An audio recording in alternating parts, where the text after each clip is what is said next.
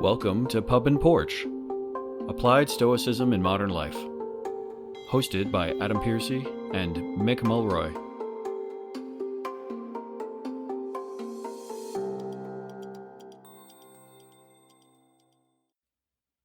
Welcome back to Pub and Porch, Applied Stoicism for our part 2 in our review of the Odyssey movie. For those of you listening, this might be instantaneous, i.e. it comes right after the part 1. For Mick and I, it's a week later because our schedules only allow us to record about an hour a day when we do it on Sundays. And so to kick us off today, and something that Mick and I were talking about, the episode that just ended, the part 1 that just ended, we were discussing in the Odyssey the situation with Odysseus and Polyphemus in the Cyclops giant that he meets in the cave with his men. And there was an interesting find we had. I don't know, Mick, if you want me to tell that, or do you want to do that? Well, I want to tell it because you deserve credit for it. When I watched the Odyssey, I guess I heard what I thought I would have heard, right? So I thought he said, at the end while sailing away, my name isn't no man or nobody. It's Odysseus, the sacker of cities, yada, yada. I thought it was an excellent film. So this isn't like, piling on whoever is his detractors. I thought it was an excellent film. I just don't know how you'd leave that out because that was like the key moment that shifted everything. Right. So, by announcing himself, his name, he essentially told the Cyclops that he wasn't the grammatic trick was he was saying his name was nobody or whatever. So when he yelled out to the other Cyclopses, he said, who hurt you? And he said, nobody. And they're like, well, then shut up, Yeah.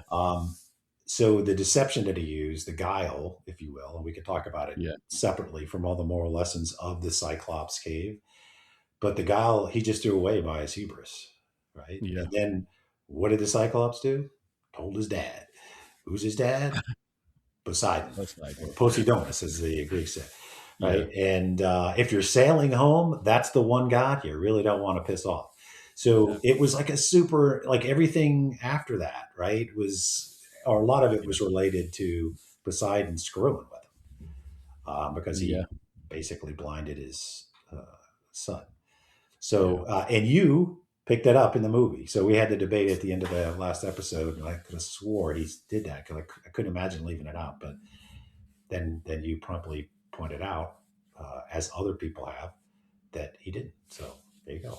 Well done, Mr. Adam. Well, I appreciate that. I mean, what's interesting is there is a choice made in the film that Odysseus turns around and shoots him in the eye a second time, like with the bow and arrow, which I think kind of goes to show that there's maybe a little bit of arrogance there, but it's very different. And we were talking about this last week, right? Like there was a little bit of pick and choose that threw me a bit. Because they have a long conversation as well, actually, in the tale. Polyphemus is not like this nonverbal sort of noise-making giant, right? He is he speaks. I mean, it's it's always funny in this story. It's like in Star Trek, right? Like they go to another planet and everybody speaks English, but at the same time, right? There is this conversation that happens with between Polyphemus and the Cyclops that they encounter in the cave and Odysseus. But yeah, it's an interesting choice to make. I think he still had a little bit of it in there with the arrow, but I think there's a conversation there. Now I will say, right, and rereading back through, and I should say I'll give it another call out, reading back through Emily Wilson's version of the Odyssey, which is the version that Christopher Nolan read that led to him wanting to make the film. There is like Polyphemus, he is a giant. He looks on the humans as ants, right? So they interact, but he's not like it's not like Polyphemus is super nice and Odysseus is a horrible person to him. It's kind of a mixed bag. They sort of, Odysseus tries to be nice and Polyphemus is like, well, but don't the Greeks start the malfeasance in the sense that they go in and start eating his sheep? Yeah, that's definitely how it is. It doesn't really so interestingly, and this is a really important part to say, in this part of the myth tale, Odysseus is actually telling the story of Polyphemus, his meeting with Polyphemus, to Alcinous, who is the king of I can't remember exactly, but he's in a royal court, like he's washed up on somebody's shore, Oh and yeah, so yeah, he's the one, yeah. right? And so he's the one telling the story, and so he's actually telling the story to this court before he gets back on the sea again. And the way he says it, and this is an interesting part about it, is the way he says it is like, well, we did eat some stuff, but we were going to welcome him home, and so it's like this. It's kind of a mixed bag, right? So, but the way it is in the film, right? I think rightly so, is like they enter this guy's home and then they kind of just hang out and take some of his stuff. So the one part that's definitely right about it is they wake him up and they poke him in the eye with a big stick, Right, right. which is horrible. I should say, seeing it in IMAX, and I was telling you about this, the sound was so loud when he screamed, Hmm. when Polyphemus screams out after getting stabbed in the eye. It was so loud that I could see, and because it was very bright, because it was lit with firelight, and you could see everybody in the audience covering their ears, and I was like, it was a very interesting. I had a very different experience in that film because the sound, it was so loud in that theater. So like, and I was wearing earplugs, and it was still Oh, loud for good. me. So Hmm. yeah, so that's our Polyphemus. Was there anything else we should add on that one, Mick? I mean, you should I think we wrap covered a this up. lot of it, but part of it, yeah, Polyphemus looked at the humans as, like you said, ants. Tiny. But Yeah, it was a violation just of common courtesy to go into his house and start using his stuff, right? yeah, Even if you said, hey, we're going to welcome him home. I mean, was somebody, if you went home today, or you're at home, but if you came home after work and somebody was already like, you know, cooking a pizza and, hey, Adam, welcome home. And you're like, who the hell are you? Right. I mean, yeah. it doesn't make it better. So No, the idea that, they didn't start the problem, I think, is in the story itself. right. That's part of it, right? So Yeah, almost, I mean, you could look at almost everything that happens, and I know we look at everything from the lens of a Stoic, but and see the early Stoics kind of like, okay, a moral story on that would be courage, when to use it, when not to use it, when it's for hubris, when it's for good, you know. yep, If wisdom, right? Wisdom isn't just being clever, like tricking the beast, so to speak, or using the Trojan horse, for example. yeah, It's using wisdom for what purpose? Uh, yeah, Obviously, temperance, or what I like to refer to as self discipline, is throughout, right? So Circe's and the pigs, kind of like controlling your appetite, or Helios and the cattle, or even you know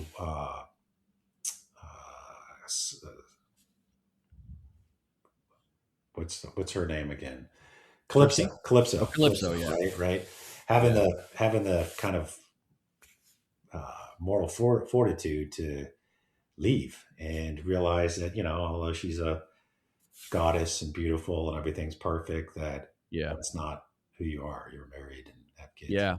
right? So So there's it's a only, lot of it is self discipline. A lot of the stories today is really self discipline. I think so. Yeah. So the only other thing I will comment on, and this is in the book, and we'll talk about it again in when we wrap this up. But I think the other thing about it is that in the book it's very clear through the conversation, right, that Polyphemus he doesn't agree with Zeus, because Poseidon and Zeus aren't always friends, right? So Yeah. in the book, because Odysseus is telling his story, he's like, I waited in his home, in hopes that he would give us gifts, meaning he would take care of us. And Polyphemus says to him, you're kind of a fool, because I don't follow Zeus. It's weird to assume that someone's going to treat you well when you shack up in their home Yeah, the like that. Xenia stuff. There's an Yeah, like interesting. There's actually a version of that in Afghanistan. It's called oh, Pashtun Wali. oh Actually, really? Oh, I did yeah, not know that. yeah. It's a Pashtun's one of the tribes, and a fighting tribe, I might add. But they Yeah, have this. They have this core belief that you are obligated to offer a stranger help. It's yeah, called Pashtun Wali. So it happens. I bring it up not specific to Afghanistan, but I think this is something that exists in cultures throughout the world. Well, I think in a time like that where we don't have GPS and there's no Uber Eats, right? Like I think there was just a cultural disposition towards the caring of strangers. The only way people could get around was through the care of strangers in many cases, right? Especially Yeah, in the sparsely populated islands of Greece at the time. totally.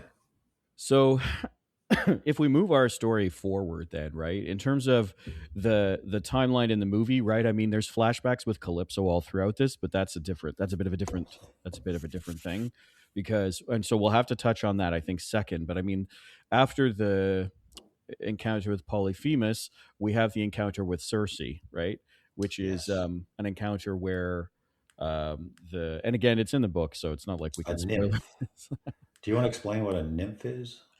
Yeah, so a nymph is a nymph. Nymphs are kind of like demigods. They are usually born of a mixture of the gods or demigods together, and so nymphs serve the gods, and a lot of the nymphs have royal lineage. So Circe is actually a daughter of Helios, the sun god, and she and other nymphs, including Calypso, who's a nymph, who we're going to talk about a little bit. They have essentially royal or god lineage, so they usually have some special abilities, but they also nymphs are also usually tied to physical places or physical things. So there's like in the Iliad, there's Boagrius, which is a river, and it's like a river nymph.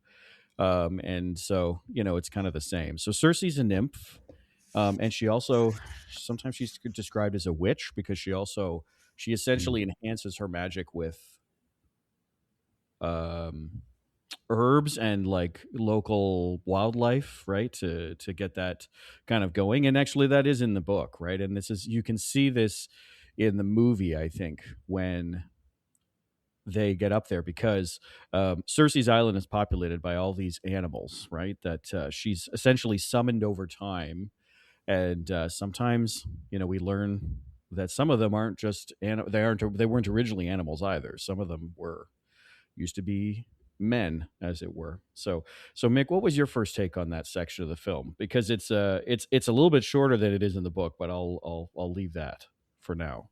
Well, I mentioned, it's part of it is a lot of it is self discipline, right? So, and I think picking pigs, although they might get a bad rap, as what they turned the men into. Yeah, Pretty shocking scene, I would say, in the movie, yeah, that was a deliberately horror so. movie. Yeah, yeah, intentionally so, right? So, Yeah, I think that is ultimately the moral of the story is that it's gluttony, right? So it's the appetite, yeah, in the sense that you should be able to control yourself. Now, Odysseus does essentially, yeah. and is not turned into a pig, and then he has to spend all the time that came afterwards, like a year, something like a year in the Yeah, book. he chooses to stay with Circe for a year. She beds him, and that's how it's described in the book. Yeah, I mean, it's been pointed out. I think I mentioned last time. A lot of the vets I know are like, "So let me get this right. It took 10 years to get back, and 8 of them were shacking up with some, Mess. nymph Yes. or, um, Yeah. in Calypso's case, she's a goddess, right? Um, yeah, eh, yeah. Anyway, I'll leave that as is. But he eventually talks Yeah. to her and gets her to, turn his men back to men and Yeah. move on. But I think the point primarily, and I think a lot of the stories that you hear, certainly early on in human history, are meant to tell a moral story by telling a story, whether it's um, obviously the Odyssey, but even like Plato's Republic, if you think of the allegory of the cave Yeah. or the Yeah. Gyges ring, um, certainly there's uh, those kind of stories in Christianity. The story, different stories of Jesus that are supposed to teach something. Yeah. And I imagine also, and I've read, of course, the Quran, and I think it's just common. It's the way humans are used to learning things Yeah. instead of, especially at the time. It was an oral, and it was a story. It was an orally told story. Yeah. So you had to both make it real, which means very descriptive, but also, and I'm like this, I don't know if you are, but like I learn things better if it's in the form of a story Yeah. because I Yeah. just remember the story. Like I love listening to people's stories. I'm not great at small talk about like stupid stuff, but when somebody starts telling me a story, it can even be somewhat boring. It's just interesting to me, right? So, but I think I pointed out not to talk about Yeah. what works for me, but I think that's what works for a lot of people. And I think that's why a lot of these early human um, stories are really about the actual person, and the moral value comes from the position they're in and what they chose. Even if they chose the wrong way, Right. right? It's still, you still learn a lesson. Yeah. And I think that's the primary thing here in the Circe stories of the pigs is Yeah. that.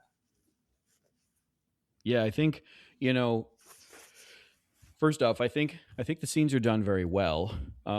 This was another one where I think the scene was done very well. They omitted a part of this original story, which was kind of an interesting one because the whole reason that Odysseus knows not to eat any of her food is because Hermes comes to him, the winged messenger, and he says, "Look, you can't have any of her food. You must exercise restraint." And that's the only way that this is going to work because Hermes and Circe are connected in their Right. past. And so I understand, like, and I'm sure if we had been shooting this or if we had been filming this 20 years ago, we would have had the same conversation about Troy, right? The decisions about filmmakers when making movies about these myths, right? They're forced to make a decision, right? Do we keep all the supernatural elements where Hermes literally shows up with winged sandals and his staff, or do we is it sort of an allegory type thing where it's like Hermes came to me in a dream or whatever it is, right? But I think it was done very well. The one thing we know is that Circe. The one thing that I think is very true about Circe in the story, in the film and the story together, is that she has been wronged in the past. In fact, she's kind of banished to this island she's on, Aiea. That's right. That's right. And the reason why that's really important is because she is very wary of outsiders, right? She's been attacked before. She's been isolated on this land for some time, and strangers showing up who are armed are obviously a huge risk to her. She's an isolated being, nymph or not. Nymphs aren't like gods where they're immortal. And nymphs are not immortal. And so, I think she showed this really interesting. I can't remember the actress name, and I should have looked that up because she did a great job. She was able to sort of balance this out where she's vulnerable, but she's not Yes. going to let that vulnerability allow her to be harmed, right? And so she takes actions into her own hands and does the pig situation. They almost kind of portray it as she's turning them into pigs as self-defense. Yes. Like she's concerned something's going to happen. You know what I mean? Yeah, because the thing is, right, is like she's surrounded by, I think in the book it may be as high as 20 men, but I can't remember. But it's like you've got a dozen of these soldiers. They are armed to the teeth. They are armored, right? And she's on her own, even with her Mhm. magic, right? The thing is, she sort of has earth magic. Yeah. Like I Very think much a so. lot of I find a lot of similarities between Circe and like Rhiannon, the Welsh witch type of character, where she's using the earth, but it's like she has to touch things. They have to eat something. She can't just like wave a magic finger and all of a sudden changes. So it's self-defense in her own way. So she's not killing them. And I've always felt in her mind that not she's not poisoning them. She's changing them Right. into something She that could have she done that easier, right? She could have just. exactly. Yeah. But she's not doing that. So what's interesting though, I think, is there's a distinct no non-romantic connection between Odysseus and Circe. That's not in the film. And I don't know that it needed to be there. I'm not saying that it did, but it does remove the fact that there's like a whole other part of this, right? Like In the actual story, there was no romantic. no, in the movie. Right. I'm talking In in the actual in poem. the actual story, yeah, he's there for a Yeah. year. Yeah. He's there for a year, and they bed, and then because this is a part of a larger set of myths, they actually Circe has at least one son by Odysseus, which is That's Telegonus. what I thought. Yeah. And he comes back and kills him later, right? Yeah, that's right. Yeah. So, but at the same time, like, I think the scene was done very well, and I really loved it. There was people would think of it as a small scene, but I really love the scene when, so Odysseus has shown up, the men are pigs. He's trying to do the olive branch with her, leaving his weapons outside, but he comes in and he's still got the dagger in his boot. And she says, "You don't need that dagger in your boot." Right? And I think in one way it shows that she's supernatural, like she knows stuff. Mm-hmm. But I think there's a really interesting play there because he has a choice, right? And this is a choice that he makes in the book as well. He has a choice. He can go in swords blazing, right? Or he can not do that. And he chooses not to do that in the story. He doesn't eat anything, but he chooses not to do that in the story. And he puts the dagger on the table, right? And when he lets go of the dagger, I'm probably putting a lot more weight on it, but it's like because my brain I think was trying to find a parallel between the two stories. He puts the dagger on the table, and he lets it go, and it's kind of like, okay, everything's literally on the table now. You know what I mean? Like literally and metaphorically on the table. And I think that there's some power to that. Now the movie goes by it like that, right? And it's kind of like but that's a really important thing because he apologizes to her for like offense, right? And he kind of does that in the book too. But then they leave out like she takes him upstairs. And then there's Barry White playing. You know what? Maybe they're trying to like, I don't know, improve his image. Yeah. I mean, if you would have put everything in this, people probably would have liked him so little. Yeah. Right? Yeah, and there's a theme I wanted to talk about that as we went through today. But yeah, you're right. Even though I remember reading it as a young person, I liked him. I mean, I guess, and I read, the original or whichever version, I don't remember actually, but it had everything. And I still was super rooting for him to get home. But I don't know, maybe modern, not that was long ago, but if you would have just showed him like constantly doing the wrong thing, shacking up with her. And I don't know. By the end, you'd probably like, oh, somebody just kill this dude. Yeah. And I think, and he was the only one left right at the end. So he is the only one left at the end. People and yeah, he is the only one left at the end. Yeah. And so, so it's funny, right? Because I was telling you this, I think offline when we did our first episode in this two-parter, where I grew up reading the version by T.E. Shaw, which is a pen name for T.E. Lawrence, i.e. Lawrence of Arabia. And it's very glorified, right? Mm-hmm. In the language.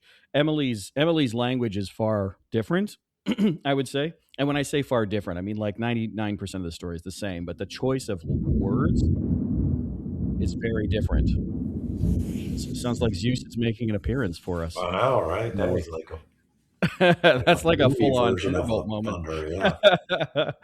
I'll put that in the show notes. Special appearance by Zeus. Okay. And so what I think I'm trying to get at is that it really does come down to interpretation. I felt like the story in many ways made him very, very heroic and good. And when you read the book, especially the Emily Wilson version, and I did feel this in the old version as well, it felt like the allegory they were trying to tell you was actually this man's journey from arrogant, war-winning hero to realization of his mortality and the fact that he probably made a few mistakes along the way. As we all do. Yes, absolutely. Which makes him very human, which is the kind of hero you really connect with. Because if it's like the Superman version of the superhero, then he's like perfect. At least the Superman I remember. For sure. Right? Where he's like, he doesn't even cuss. He doesn't, I mean, he's like just perfect. I don't know if the new version is like that, but that's the way Superman was when I was coming up. So this is like much more relatable. In the newest version, he's kind of like that. He's like, I'm punk rock, and he tells Lois, and Lois is like, you listen to, and they name this fake band, but they're like, you listen to this band that's like my grandmother listens to that band, and he's like, oh, I guess I'm not part of it. So, okay, so they have time with Circe. It's very short, and I think it proves the point of what it needs. Now, the one thing Circe does, and this is where we're going to get into one of the parts that I think is key to Odysseus realizing what's really going on around him and how long it's going to take to get home is she guides him, gives him guidance on how to get to the underworld so that Yes. he can speak to the blind seer Tiresias and learn about what he has to do next if he's going to make it home alive. So, do you want to set the scene for us on that one? I've done a lot of talking, so why don't you set the scene for us on that one? Well, actually, you can talk about Tiresias. What I wanted to talk about the underworld was his mother, meeting his mother, who he didn't know who had died. Yeah. There's a very compelling part of that interaction. Obviously, losing a parent is very traumatic for any kid, no matter what Yep. your age is. Yeah. But he can't actually hug her. He That's tries, right. but she's simply not there anymore. Mm-hmm. I think as a story about loss, it's very poignant in the sense that they exist. Did they exist in an underworld? If you not underworld, but or another world, if you believe that, Yeah. certainly hope there is one, but I don't know. Or is it in your mind? Yeah. You see what I mean? That's a super compelling point. And the biggest part of the underworld, I'll leave you to the Tiresias, but is Achilles, the interaction with Achilles, because I think it Yeah. goes straight to one of the main points that Marcus Aurelius would talk about a lot, which is that, I mean, at the end of the day, everybody's essentially forgotten and fame is fleeting. And to pursue it is somewhat a fool's errand, Yeah. right? Even though, ironically, Marcus Aurelius then becomes one of the most famous person in human history, but potentially because he didn't want to be. Yeah. That's why meditations is so fascinating. Going back to Achilles, who is, I'm sure everybody listening knows, is the most famous warrior in Yeah. history. Yeah. Yeah. And he's basically given, I think his mother's actually given the opportunity to choose. He's going to have a short life and a famous one, or a long life and Right. be irrelevant. You mean Achilles' mother, Thetis? Achilles' mother, yeah. That's I think right. it's Yeah. her that makes the choice, right? I mean, he's a baby. And then Yeah. she dips Because him in yeah. the Yeah. the sea. Because Peleus, his father, right? Sort of he's kind of wins her, or like he gets her hand, right? So he doesn't get a choice. He just gets to have Thetis. Right. But so he either chooses or his mother chooses for him to be the famous person who lives a short life, which seems. I Right. was just watching Michael Collins last night, who was Yeah. assassinated yesterday, one of the liberators of Ireland, Mm-hmm. died at 31. Right? I mean, a lot of very very famous people. Jesus Christ, for example. Yeah. Um, and maybe part of that is that they were frozen in time at the height of their whatever they did. You see what I mean? Yeah. And Achilles was too, and he killed in the battle of Troy. But he tells Odysseus, I would rather be the servant to the poorest man on earth than a hero or a ruler over the dead. Yeah. And I think we mentioned the last time, it's very counter to the culture of ancient Greece, which Yeah. was all like glory. I mean, Yeah. Achilles actually represented what they felt. They wanted to live and potentially die a glorious death Yeah. because it would give them immortality, not physically, but philosophically, maybe. You see what I mean? And Yes. and then Yeah. Achilles, who embodies this concept, as soon as he gets to talk to him, is like, it's all bullshit, man. Like, I'd rather Yeah. just be living than go down dying because I'm famous. You see what I mean? I think I that do. was the biggest Yeah. part, and it's a very stoic concept that fame Yeah. is fleeting and not something to be pursued. Yeah. I'm going to read a quote from this because I had it ready for today. So this is from Book 11, The Dead of the Odyssey. Line starts at line 482. Um, and he's speaking to Achilles. He says, "But no one's luck was ever better than yours, nor ever will be. In your life, we Greeks respected you as we do gods, and now that you are here, you have great power among the dead. Achilles, you should not be bitter at your death." But he, Achilles, replied, "Odysseus, you must not come for me for death. I would prefer to be a workman hired by a poor man on a peasant farm than rule as king of all the dead." Very fitting moment. Very Yes. fitting moment. Now the thing about the Achilles situation in the book is that there is no Achilles in the film. There is, however, a character named Sinon, who actually isn't in the original Odyssey. He's in It's the a new one. character. It's a real character. They didn't It's a make real him. character. Yeah, he's in a different story. That's and they're all the same time period. I was jokingly telling my uncle this yesterday. The Iliad, the Odyssey, and the myths around that. It's kind of like the Avengers, right? You have individual stories like the Odyssey, and then you have like the Iliad, where all the heroes get together and fight each other, right? Which so it's their Marvel universe in a way. Mm-hmm. Excuse me. So the thing about Achilles is Achilles, he's really there to teach Odysseus this lesson, right? He's so proud, he's so glory, he's so whatever. And it turns out that death really sucks, right? For Achilles. And Sinon he doesn't say this in the film, but he does have this moment of like you essentially damned me by sending me on this war, by bringing me with you, right? And I think there's a responsibility that Sinon is trying to tell Odysseus, you are responsible for this. I was home free, or I might not have had to go, but you instead brought me along, and look what happened. And then he says, and you lied to me, which was this idea of not telling Sinon that the men were inside the horse statue that they made, so that the myth, it could be believed, right?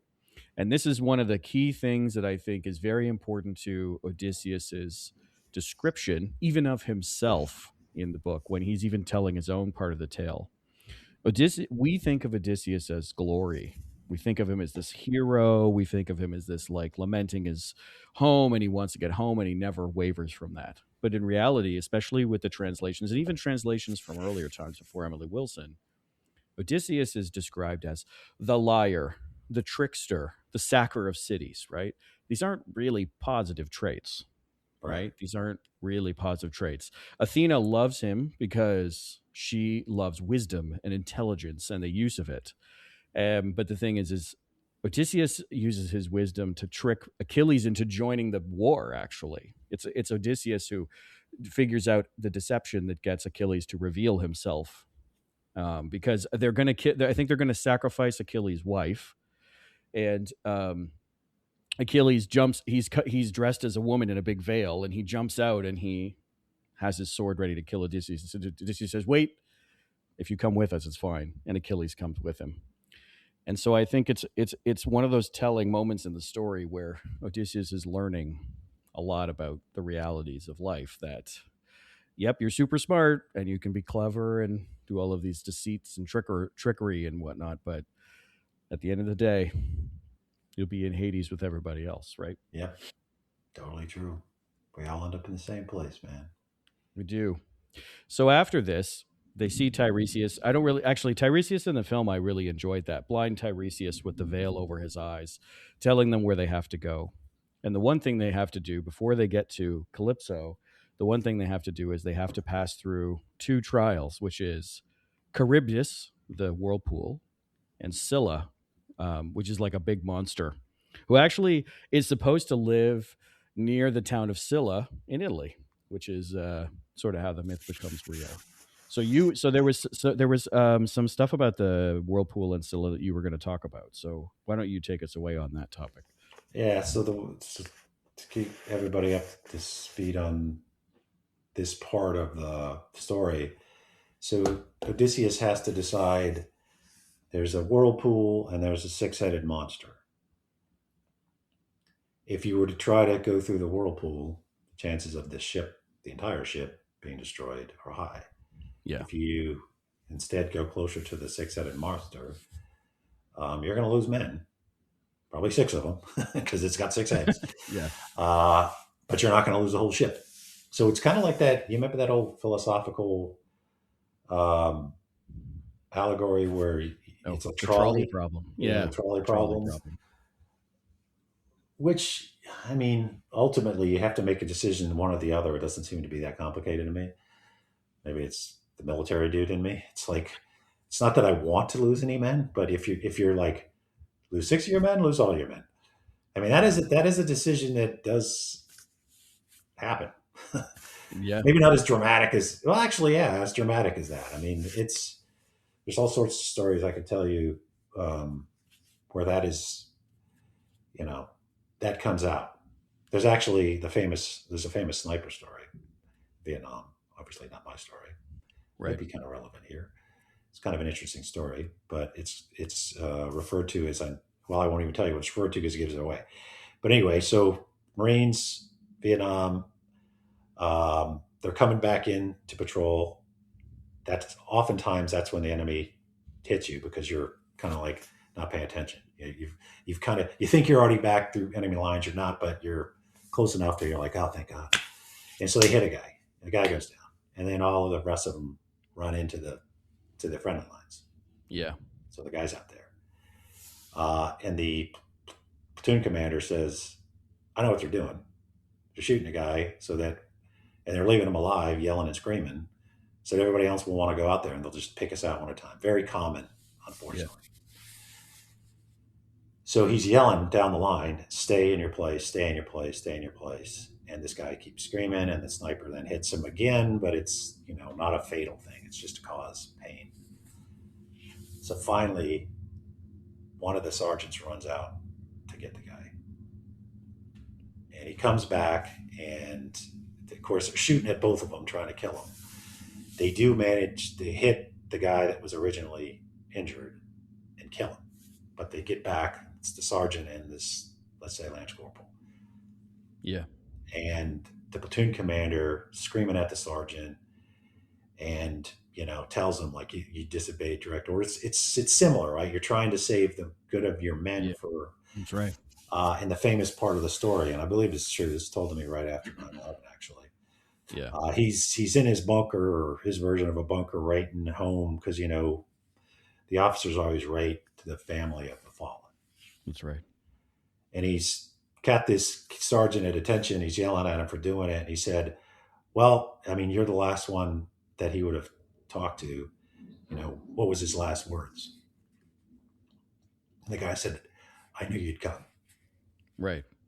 Right. So it's kind of the ethos of the Marine Corps. So, but it uses it. You can use it against us, right? You can use it against America, right? I'm not saying we're the only ones like that, but I just take the recent example of the down pilot in Iran. Yeah. It's like one guy, and they launched JSOC to get him, basically, right? So maybe I'm getting a little off track here, but the point is that it's a similar conundrum, especially the one in Iran, right? That's recent, and people will remember that. We launched hundreds and hundreds of dudes, rightfully, because it's our ethos, to save one. Right.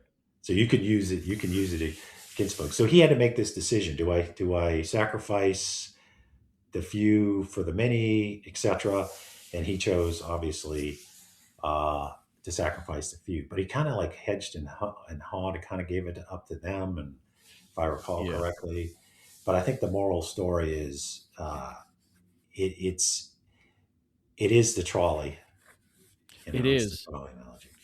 Yeah, it is. And this was one of the parts of the film that really fell flat for me, because in the original story, Odysseus says, they're going right towards the whirlpool, and he says, "Nope, we're going through the pass."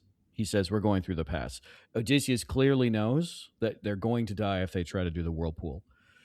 And he said he does not tell them. He doesn't tell his second in command, Eurylochus, that he's going to take them through a pass that will take 6 men. But he does say, "No, we're going through the pass," right? In the movie, he doesn't tell them anything, and he leaves it up to them. And I think it's this idea of some kind of free will message that they're trying to say. But ultimately, I think me as a leader, not that I'm ever in this situation, but I think me as a leader, like if we have to make a tough call, like I'm going to make the call.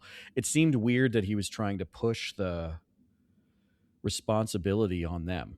And he's like, "Well, if we had told you, you wouldn't have done it." And it's like, well, but if you had told them exactly what you knew, which is we all die or it's only 6 of us die, I'm sure people would have gone for the pass as well.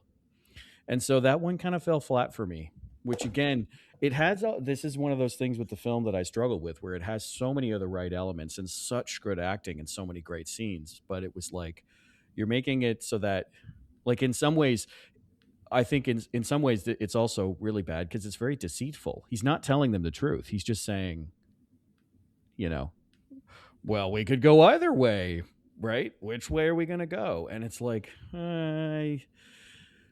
I would have expected him to just kind of make the call because that's the way it is in the book.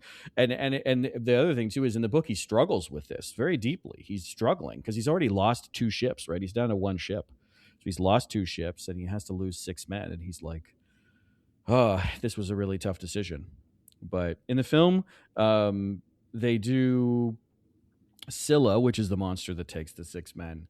It's very faceless, which was an interesting choice for me. But I think this is one of the few times where I agree with Eurylochus, and very few people like him. He's sort of the annoying second in command, where it's like, I really wish it's his brother-in-law. It's actually Odysseus' brother-in-law is Eurylochus, his second in command. But at some point in the book, he's like, Eurylochus talks back to him about something at some point in the story, and Odysseus he says something out loud like, "I could have smacked him right there." But anyways, yeah. So they go through Scylla. So yeah, it's the trolley problem. It's an interesting one. So yeah. So they get through this. They get to the land of Helios's cows, right? Yes. And just to keep us moving on this, they get to the land of Helios's cows, and Odysseus tells them flat, "We cannot land on that." And they go, "Why not? Look at all the whatever." And he's like, "I was told if you eat any of these cows, Helios will be angry, and all of you will die." And they go, "Okay, well, we'll just eat our own provisions." And then they're stuck. And they're stuck on this island. And they do end up doing it. And I thought there was this great line where he says, like, "Did you think he wouldn't hear you if you ate quietly enough?" Right. And I think that's an interesting one because it goes back to what you were saying about the like the temperance, the self-control, because they just couldn't control it any longer, and they finally killed Helios's favored cattle, and then there you go, and it was over. And then they get on the boat, and then they're gone, and then he washes up on the shores of Ogygia, which is where Calypso lives. Oh yeah, Calypso. We talked a little bit about that already because we talked about the choice of actresses. Yes. Now, something I would love to hear you talk about again, because you were kind of talking about it in the first episode. Odysseus is really struggling with this. He's lost everything. He's washed up on the shores. And the way it's talked about in the book and in the film, right? You were saying that it really feels like he's got PTSD, right? Yes. And he's struggling through this return to civilization. He sees a woman. He hasn't seen a woman in God knows how long, right? And he is struggling and crying out in his sleep and things like that. Yeah, on the PTSD thing, which I think was one of the main points that Nolan was trying to get across, that might not be the same as it was in the story, although it was there. But, people talk a lot more about that today. And PTSD is now so broad that I'm talking about combat-related, conflict-related PTSD. Yeah. And actually, I think I brought it up last time. There's a lady named Sam Akbar. She's a doctor who's also a classicist, who was just on classical thinking. Yeah. I listened to with Anya Leonard. With Anya Leonard. Yeah. Who I went to high school with her, by the way. I don't know if I told you that. Yeah, she's been a lot of stoic stuff that I've been on. Yeah, I was one of her first episode. I was one of her first interviews on modern stoicism. I was one of her first interviews. Yeah, about 5 years ago. But we went to high school together. Oh, right on. So I bring her up because even though she's talking about the Odyssey, her literary specialty is people who have got PTSD from conflicts, so Syria, Gaza. If they make their way to the UK, as she said, she's generally going to talk to them. But it's an important part of the story. When I was watching the movie, it just dawned on me that a lot of PTSD is essentially shame. Yeah. And it's either real or imagined, right? I'm not even saying that everybody who has PTSD has a reason to have shame, but we tend to impose it on ourselves. Like, why did I Right. make it back? Why did all my Mm-hmm. friends die? Why did many of my friends die? And then we tend to impose on ourselves, even though obviously, in most cases, you had nothing to do with your friend dying, and you Yeah. simply live because of flat out luck. And I can tell you that's generally the case, Yeah. right? For some reason, I think other veterans would back me up on this. It seems like the people that died were some of the most squared away soldiers, like Yeah. capability wise. Yeah. It really had their death had nothing to do with, in most cases, a mistake they made. Although we all make mistakes, Sure. but it's a self-imposed shame. And then there's real shame because you did something you knew wasn't right, right? Yeah.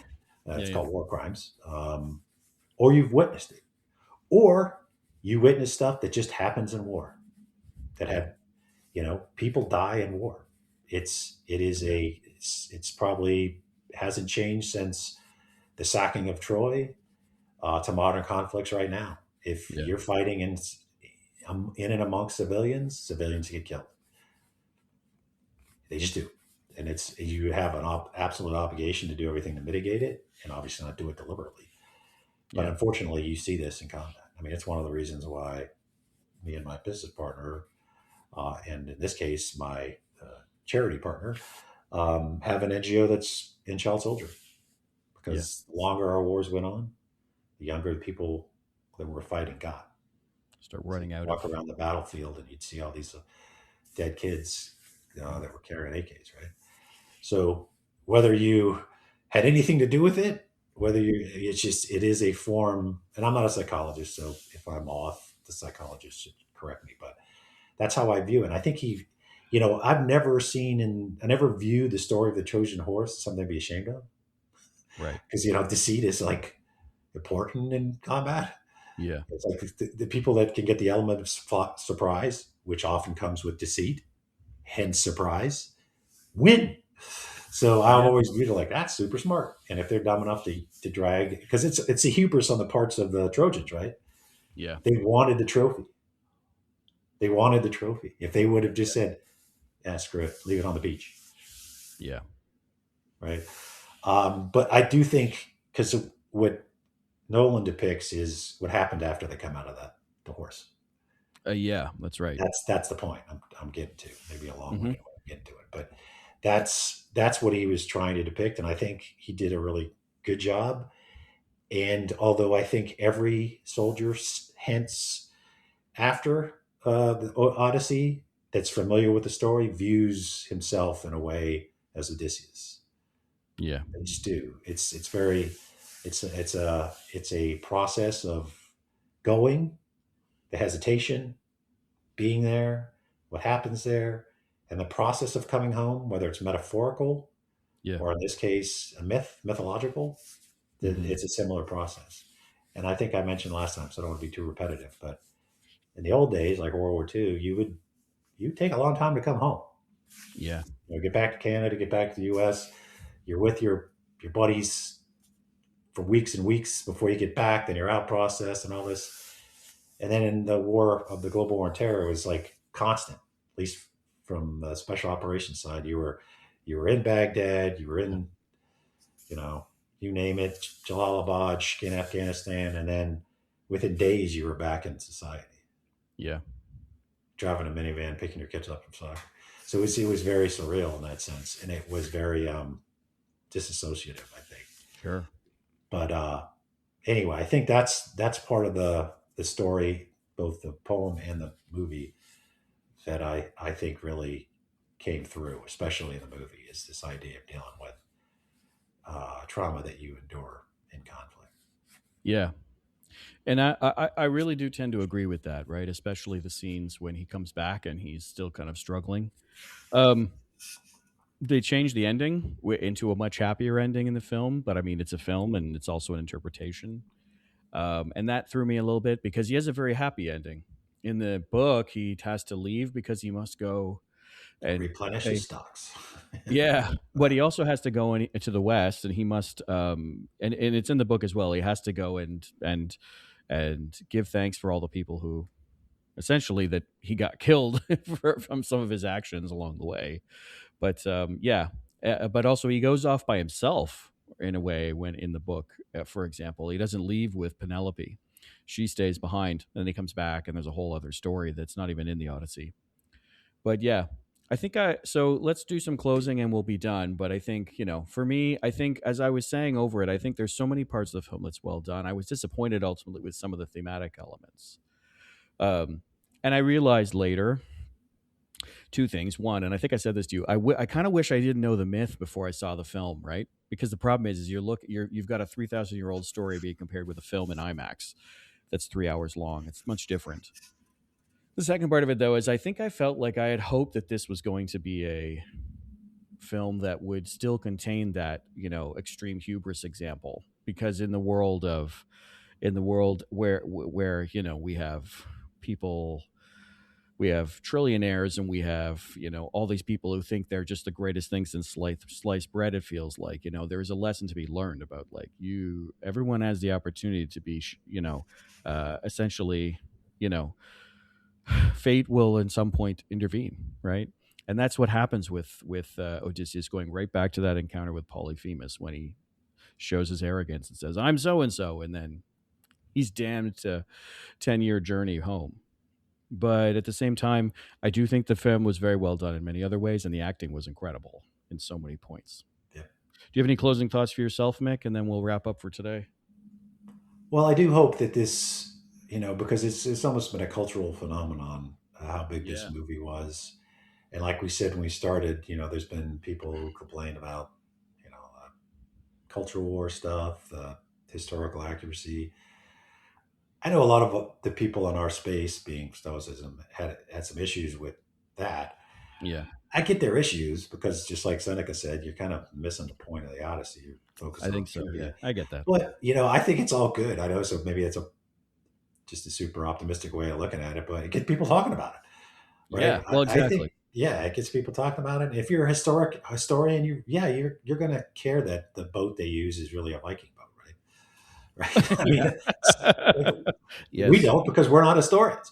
Right. You know what I mean? So, and it doesn't really help the story to discuss that part. Yeah, no, I know, but I mean, my point is, no, I know. Like the churn, even if was not something you agree with, I think is actually a positive, because it gets people talking about a core bedrock story of humanity. Yeah. You know what I mean? So even if some of the talk was trivia is in the eye of the beholder. Yep. That's my point. And obviously, I think what Seneca thinks is you should focus on the philosophical points, but that's because me and you do a philosophical podcast. But anyway, my point is, I hope we do more. I hope Hollywood does more of this. And it's not because you can't come up with an original story. No, yeah, of course you can come up with an original story. Look at Star Wars, right? Which is also based on a lot of myths. Joseph Campbell's myth. We can go down that story too. But you get my point. And I think it's important to connect it to our history. Yeah. Right. And this really did that. So hats off to Christopher Nolan. Yeah. Guy's phenomenal director. And I think we owe him debt of gratitude for making this movie. Absolutely. I do agree with that. The discussions around this have been really, really interesting. And I think something we kind of need to talk about in a way, because this is a story much older than everyone else, but it parallels modern day so easily. Well, we'll leave it there. So that's the end of our two-parter on the movie and the myth altogether. So we'd love to hear from you. Should like, ascribe, info@pubandporch.com. Send us your thoughts. We'd love to hear those as we go into this next year of the podcast. But until next time, cheers, Mick. Cilantro, Adam. Thank you for listening to the Pub and Porch podcast.